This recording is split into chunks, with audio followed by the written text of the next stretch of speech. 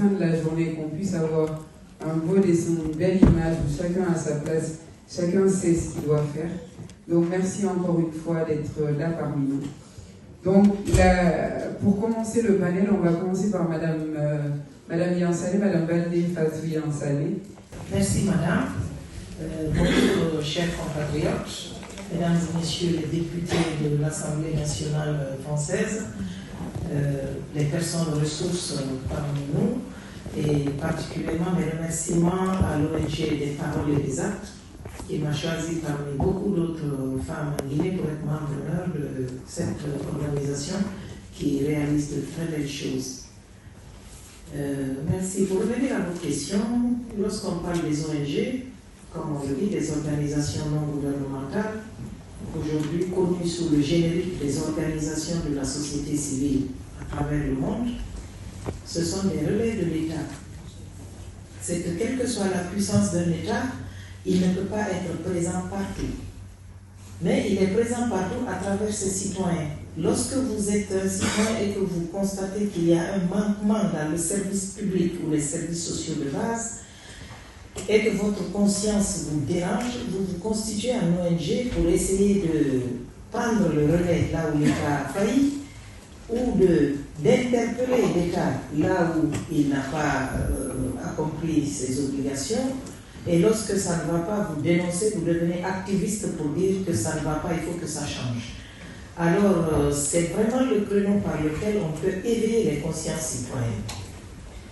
Quand vous parlez de développement durable, aujourd'hui, il n'y a pas un espace à l'international où il n'y a pas une place importante accordée aux organisations de la société civile pour donner leur avis par rapport à des programmes et des projets de développement.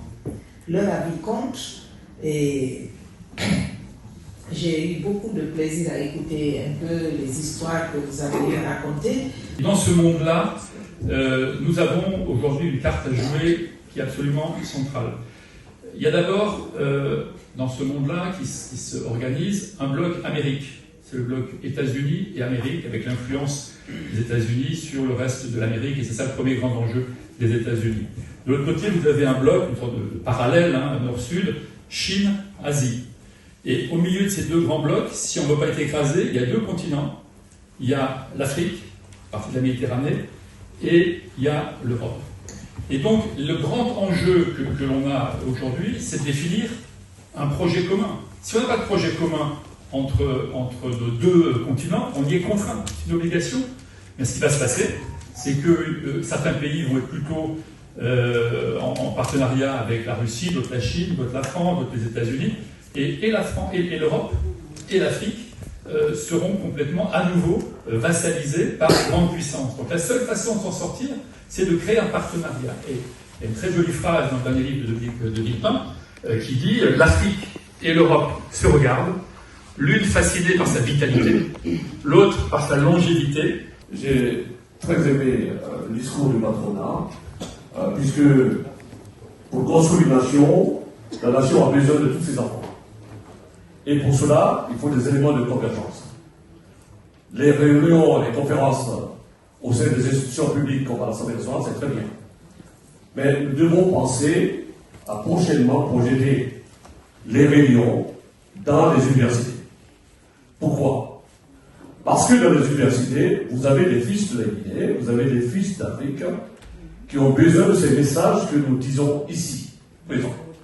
Si nous pensons à éclairer ces enfants-là dans les universités, on peut susciter une vocation, on peut leur permettre de voir une certaine visibilité pour le retour au pays. Puisque nous sommes ici dans un élément de donner et de recevoir, moi je fais une proposition au patronat. Aidez-nous à mettre en place dans nos ambassades, dans tous les pays où nous avons les ambassades de Guinée, de créer une agence d'emploi dans les ambassades. Pourquoi? C'est un message que je partage depuis des années. Le seul pays qui a pu créer au sein d'une ambassade en France, c'est le Congo-Brazzaville. Ils ont déjà une agence d'emploi au sein des ambassades. Pourquoi? Parce que si vous êtes en France, vous avez votre ambassade qui qui est un État, dans un État. Parce que l'ambassade, c'est le territoire guinéen. Si nous avons des emplois qu'on ouvre à ces jeunes-là, ils peuvent avoir parti de choisir, retourner dans notre pays. Et pour finir, je propose au patronat de nous aider à ouvrir un champ, puisque si un entrepreneur guinéen a un projet de retour, pour qu'on puisse donner la possibilité à réfléchir pour mettre en place peut-être les zones franches industrielles, auxquelles nous allons tout à fait pointer ces diasporas pour faciliter fiscalement et faciliter leur retour. Donc finalement, nous avons tous une carte à jouer et je compte sur vous. Merci bien, infiniment. Dans les capacités d'apprendre l'agronomie en Europe, au lieu d'apprendre la géographie, comme quelqu'un l'a dit tout à l'heure, et de revenir dans notre pays, apprendre à nos paysans comment commencer à faire de l'agriculture et de l'élevage intensif. Donc, moi je suis vétérinaire de formation. Notre race Ndama produit 2 litres de lait par jour. C'est de l'élevage extensif. Elle ne suffit plus à permettre à une famille de manger. Aujourd'hui, la production de maïs dans les tapades, dans toutes les régions de la Guinée, c'est 3 tonnes à l'hectare. En Europe, aujourd'hui, où vous vivez, on est déjà à 15 tonnes à l'hectare de maïs et on a des vaches qui vont produire 50 litres de lait. Donc ceci doit vous interpeller dans la diaspora. Il faut choisir les créneaux qui sont les créneaux de rentabilité pas immédiate. Il faut choisir de la stratégie pour le long terme. À ma qualité de vice-président du patronat guinéen, nous sommes, pour la petite histoire, 13 vice-présidents. Nous avons un président. Je vais en 2 minutes parler du patronat guinéen qui pendant trop longtemps avait été utilisé, exploité dans sa diversité pour mieux régner, mieux diriger. Il y a des vérités qu'il faille restituer. Depuis 3 ans, l'actuel président de la République s'est battu pour que le patronat ne s'exprime que d'une voix unifiée. C'est comme ça que la CGI, Confédération Générale des Entreprises de Guinée, a vu naissance. Et aujourd'hui, elle est constituée des représentants, des présidents, des vice-présidents, des 4 anciens patronats. Le patronat guinéen se doit de jouer un rôle déterminant dans l'émergence de futurs champions.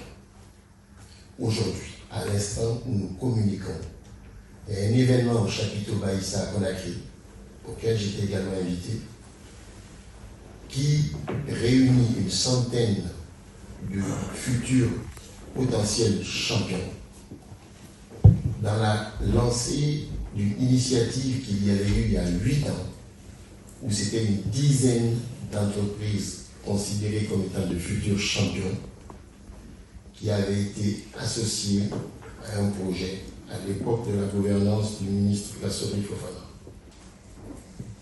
Le projet, c'est ça notre modeste contribution à la nation et à la jeunesse guinéenne. Le sport nous a beaucoup servi, parce qu'aujourd'hui, partout on va, dans n'importe quel pays aujourd'hui du monde, la porte est ouverte pour nous, c'est à travers le football. Mais c'est grâce à notre pays, la Guinée, parce qu'on a été formé dans notre pays là-bas, pas ailleurs. Au moment où on se formait, il n'y a pas de centre de formation. On a pris le football dans les rues. Et c'est-à-dire pieds nus. Aujourd'hui, les chaussures qu'on porte là, on le faisait comme le ballon. C'est-à-dire on mettait les chiffres dedans et on jouait comme ça, pieds nus. Et après les rues, on est parti dans les écoles. Après l'école, on a intégré les équipes de quartier. Après le quartier, on a intégré les arrondissements. Après les arrondissements, nous sommes partis dans les régions. Après les régions, on a intégré des clubs. À l'époque, il n'y avait que 2 grands clubs en Guinée. C'était le Afia et le Wara. Même si tu joues au football, tu ne peux pas payer de place. prendre une place là-bas. Il faut l'attendre. Donc aujourd'hui, il y a d'autres opportunités qui sont là. Bien, la Guinée, vraiment, le pays est bien. Seulement, on rencontre des difficultés, c'est vrai. Mais on fait avec. Quand on essaie d'investir quelque part, par exemple, tu veux faire des champs, on va brûler ton champ, ça, c'est décourageant, oui. Tu veux faire des taxis, le taximan, il prend tout ton argent, tu veux ouvrir une boutique. Après, c'est la personne qui prend tout l'argent, finalement, tu es découragé. Mais franchement, on fait avec, parce que c'est chez nous. On va terminer là-bas, comme il a dit. Moi, tout ce que je veux demander au patronat maintenant, c'est de collaborer avec l'État pour changer certains programmes dans les écoles. Nous, avant, il y avait l'éducation civique. On ne sait pas faire certaines choses. Vraiment, on était éduqués, quoi. On nous apprenait comment parler, comment se comporter devant les grandes personnes. Ça, aujourd'hui, il n'y en a pas. Donc, il faut que la mentalité change. Pour que ça change, il faut que ça commence dans les écoles. Son ambition est de renforcer le rayonnement de Marifala, tant sur l'échelle sous-régionale, mais aussi d'inspirer la nouvelle génération d'entrepreneurs africains. Donc, Monsieur Diallo, ce qu'on vous demandera, ce sera surtout sur l'industrialisation comme levier de transformation locale, donc que vous nous partagiez votre expertise sur ce sujet. Merci. Merci d'être là en tout cas. Oui, bonjour à tout le monde. Mon nom c'est Diallo Abdoulaye. Nous remercions les initiateurs pour cette rencontre aujourd'hui.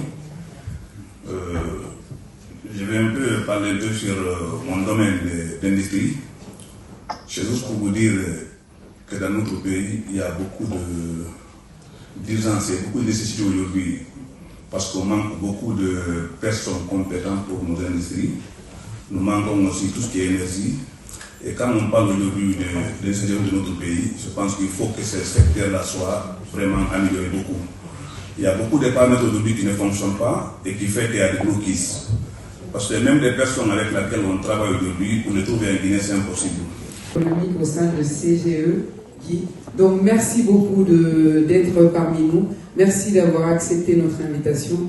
Donc le sujet pour vous, ce serait comment les entreprises peuvent-elles accompagner les initiatives associatives. Bon, on a la plaisir.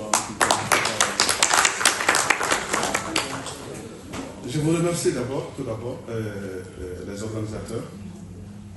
Je suis honoré d'être parmi vous aujourd'hui. Moi aussi, je suis né en Guinée, j'ai étudié en Guinée. C'est vrai que j'ai bénéficié d'une bourse de l'État. Je suis parti étudier en Fédération de Russie. Je suis revenu, je pense, en 2012. D'abord travaillé dans une société minière. Ensuite, j'ai pensé maintenant à évoluer. Et j'ai choisi le domaine agricole qui me passionnait déjà. Je suis très heureux de participer à ce forum parce que quand on est à l'étranger, il faut avoir le temps de se poser parfois, de se retrouver la communauté et de partager les initiatives des jeunes, les initiatives des ONG, comment nous pouvons apporter notre contribution à notre cher pays. Alors, dans la conférence, quelle que soit la difficulté, je résume que finalement, il faut venir au pays. Parce qu'il ne faut pas attendre que tous les problèmes soient résolus pour venir au pays, sinon ce n'est pas la peine. Il faut venir contribuer à changer ces problèmes-là qu'on dénonce à l'étranger.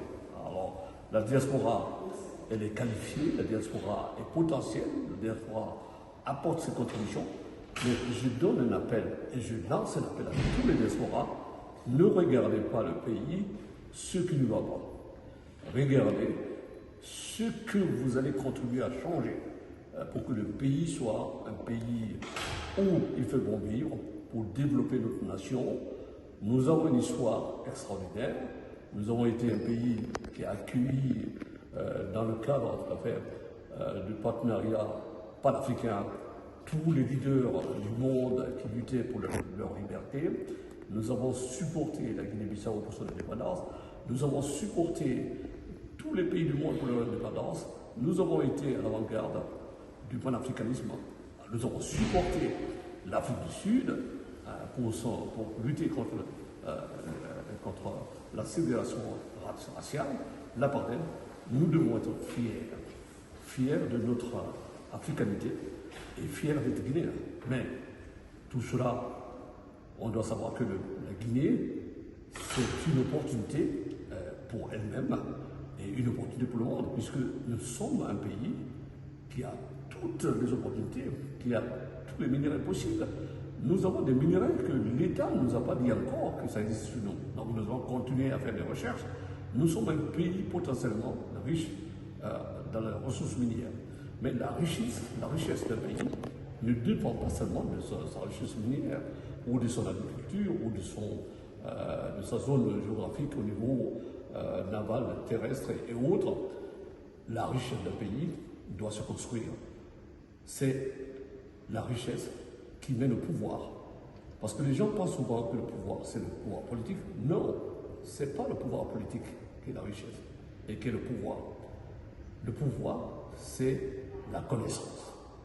Nous devons travailler pour former nos enfants, pour avoir des cadres qualifiés, pour essayer de contribuer au développement de notre nation. Donc, tous les diasporas doivent penser d'abord à venir au pays et à contribuer à élever